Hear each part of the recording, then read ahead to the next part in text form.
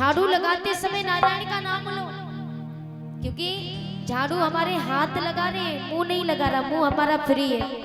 लेकिन मैंने कुछ माताओं को बहनाओं को देखा है, यदि काम करेंगे गलियों से भी गुजर के जाएंगी तो मन में गुनगुनाती हुई जाती है कि साजन मेरा उस पार है,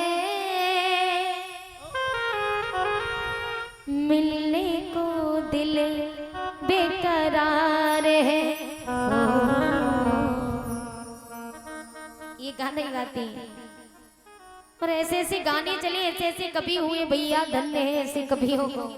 आजकल के नए नए कवि गाने बनाए हैं। एक गाना शायद सुना होगा आप लोगों ने, चलाए के अरे मेरे लूलू तो 12 वर्ष ना भूलू, ये चला है। लेकिन अभी बीच में एक गाना और वायरल हुआ था सबसे ज्यादा, वो गाना था कि छर जे ऊपर बोयोरी बाजरो और खिल गया फूल चमेली को। अब इसमें एक बात मुझे समझ में नहीं आती, कभी हुए ऐसे ऐसे, यही आजकल की जनता क्यों भटक रही है, इसीलिए तो भटक रही है। आजकल ब्यास तो बहुत हो गए, बहुत ब्यास है, लेकिन जनता को क्या चाहिए क्या नहीं चाहिए, जनता को परोस नहीं पा रहे, जनता को भटकाने में लगे और जनता भटकती जा रही है। आजकल चिमटा वाले भी हुए, माफ करना, ब्यास जी बैठे हुए ब्यास गद्दी पर चिमटा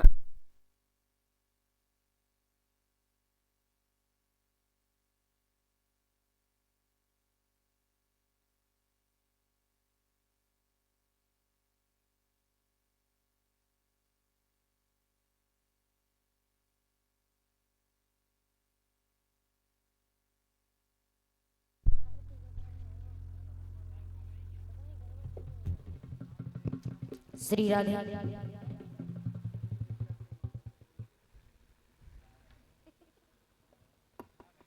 बोली बाकी बिहारी लाल की। तो आपने देखा होगा कि चिमटा वाला ब्यास जी के मुंह में ही चिमटा घुसे दे रहा है। ये ब्यास गद्दी की मर्यादा नहीं है प्यारे। आजकल ब्यास तो हो गए हैं, लेकिन जनता को भटकाने में लगे और हमारी जनता उसी में घुसे, उसी में आनंद आ रहा है सबको। भैया बड़ा आनंद आ रहा है ना।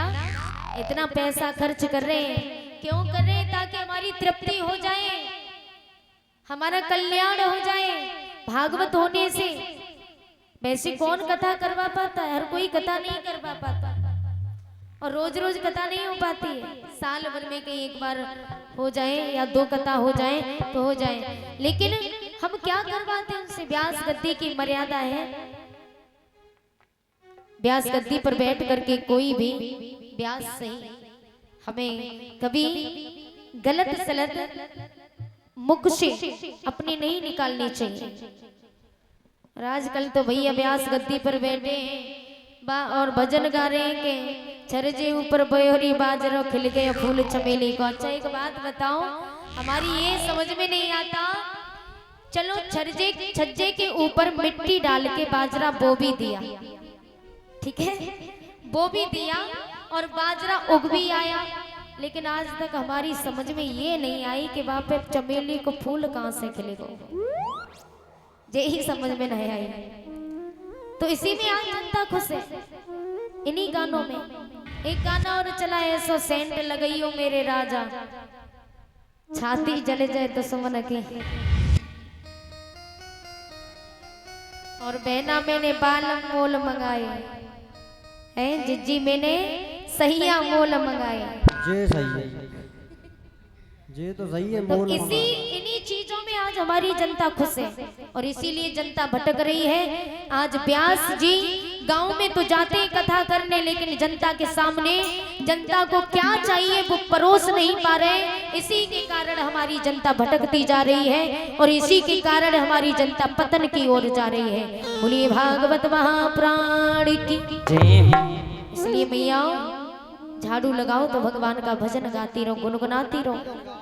बर्तन साफ करो तो बर्तन साफ करते समय भगवान का भजन करो कि श्रीमन नारायण, हाथ खोल के गाइएगा, ऊंचे हाथ उठाइए सभी।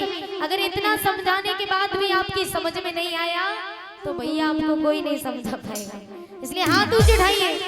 क्या बात है। और ताली बजा करके सबके मुंह से आवाज आनी चाहिए कि भज मन नारायण नारायण नारायण बोलो। आवाज नहीं आ रही, वो क्या है ना, पहले आए थे तब हम सही सुनते, लेकिन अब थोड़ा साउंड की वजह से ऊंचा सुनने लगे। थोड़ी तेज बोलो कि भज मन नारायण। क्या बात है। क्योंकि आप बर्तन साफ कर रही हो तो हाथों से बर्तन साफ कर रही हो, मुंह से नहीं। मुंह हमारा फ्री है, तो ऐसे टाइम पर ही भगवान का भजन करो। समय नहीं निकल रहा। कुछ माता नियम बनाती है कि हम सुबह उठ के भगवान का भजन करेंगे।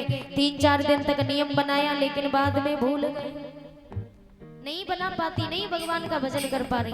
अब सोचती है कि हमारी तृप्ति कैसे होगी, भगवान का भजन नहीं कर पा रहे तो कल्याण कैसे होगा। गोस्वामी तुलसीदास जी ने रामायण में लिखा कि जब सतयुग था तो सतयुग में लोग हजारों वर्षों तक तपस्या करते थे, तब उद्धार होता था। त्रेता युग में हवन करने से उद्धार होता था।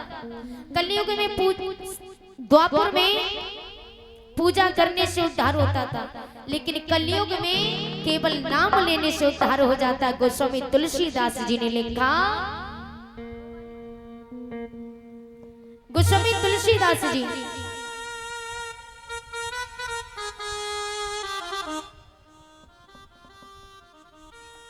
कि कलयुग केवल नाम आधारा, कलयुग केवल नाम आधारा। सुमिरे सुमिरे नर उतरे पारा, सुमिरे सुमिरे नर उतरे पारा।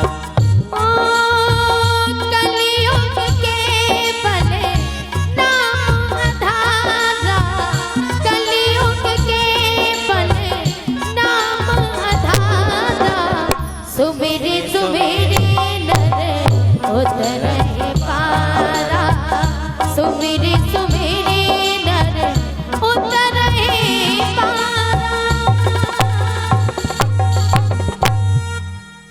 गोस्वामी तुलसीदास जी ने रामायण में लिखा कि कलयुग केवल नाम आधारा, सुमेरे सुमेरे नर उतरे पारा, सुमेरे सुमेरे नर उतरे पारा। गोस्वामी तुलसीदास जी ने लिखा कि कलयुग में केवल नाम लेते रहो, उद्धार हो जाएगा। अब भले आप, भगवान ये नहीं कहते कि आप मेरे मंदिर के सामने घंटों तक खड़े रहो तभी पूजा आपकी स्वीकार होगी, वरना नहीं होगी। कुछ लोग व्रत रखते, उपवास रखते, तो मंदिर में जाएंगे धूप बत्ती पकड़ के भगवान के सामने धूप बत्ती घुमा रहे हैं, लेकिन ध्यान भोजन की तरफ है। हे भगवान जल्दी जल्दी धूप बत्ती लगा दे और जल्दी जल्दी भोजन कर ले। क्या ये पूजा है? नहीं है। अब हम भगवान के सामने खड़े होकर धूप बत्ती घुमा रहे, लेकिन ध्यान भोजन की तरफ है। भगवान ये भी नहीं कहते हमारे लिए भूखे मरो, भले पेट भर के पूजा करो, कम से कम पेट भरा होगा तो ध्यान तो नहीं भटकेगा, फिर भोजन की तरफ ध्यान तो नहीं जाएगा।